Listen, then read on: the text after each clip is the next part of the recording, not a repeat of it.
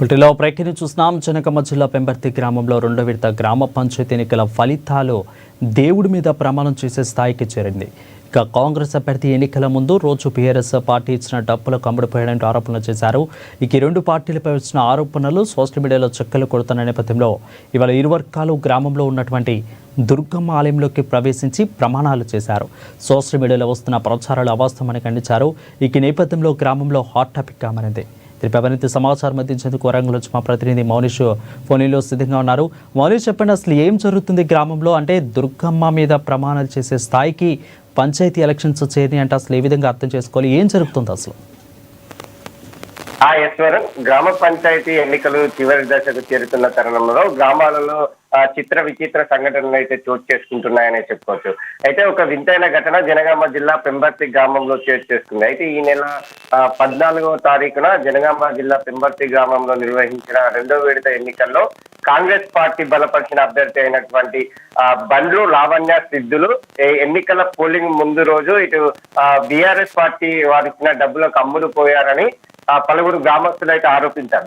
ఈ నేపథ్యంలోనే ఈ ఆరోపణలు అయితే సోషల్ మీడియాలో గ్రూపులలో చెక్కలు కొట్టడం జరిగింది. దీంతో కాంగ్రెస్ బీఆర్ఎస్ అభ్యర్థులపై వస్తున్న ఆరోపణలు గ్రామంలో తారస్థాయికి చేరిన క్రమంలో నేడు ఇరు వర్గాలకు ఇటు కాంగ్రెస్ పార్టీ అదే విధంగా బీఆర్ఎస్ పార్టీ వారైతే సంబంధించిన అభ్యర్థులు అయితే గుడిలోకి వెళ్లి ప్రమాణం చేసిన సంఘటన అయితే ఇప్పుడు హాట్ టాపిక్ గా మారిందనే చెప్పుకోవచ్చు. అయితే కాంగ్రెస్ పార్టీ బలపరిచిన అభ్యర్థి అయినటువంటి బండ్లు లావణ్య సిద్ధులు అదే విధంగా బీఆర్ఎస్ పార్టీ తరఫున పోటీ చేసిన బల్దే విజయ అదే సిద్ధిలింగం ఈ ఇరు వర్గాలు నేడు గ్రామంలో ఉన్నటువంటి దుర్గమ్మ ఆలయంలోకి ప్రవేశించి వాళ్ళైతే ప్రమాణాలు అయితే చేయడం జరిగింది. సోషల్ మీడియాలో వస్తున్న ప్రచారాలు అవాస్తవమని వీరైతే ఖండించిన నేపథ్యం కూడా కనిపిస్తుంది.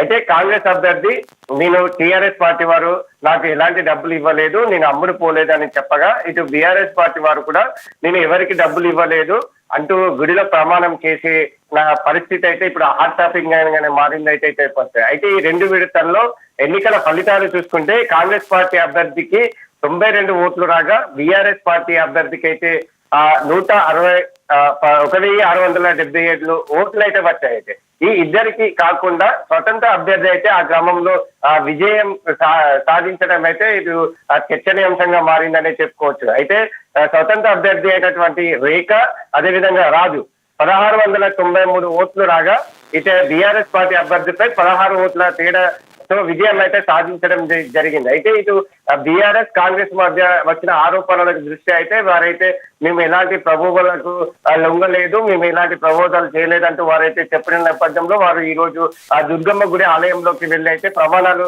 ఆ దేవుని మీద ప్రమాణాలు చేయడం అయితే ఇప్పుడు జనగామ జిల్లాలో చర్చనీయాంశంగా మారిందని చెప్పుకోవచ్చు. Varun, for the updates.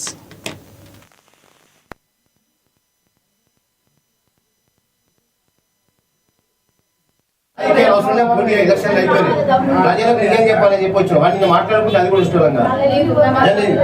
ఇద్దరు పిల్లల మీద ఒట్టే చెప్తాను, వదిన మీద ఒట్టే చెప్తాను, నా మీద ఒట్టే శాతం ఒక్క రూపాయి కూడా బంధు సిద్ధులు కానీ వాళ్ళ కుటుంబానికి కానీ కనీసం ఫోన్ కూడా మాట్లాడేస్తుంటారు. అసలు మాట్లాడలేదు.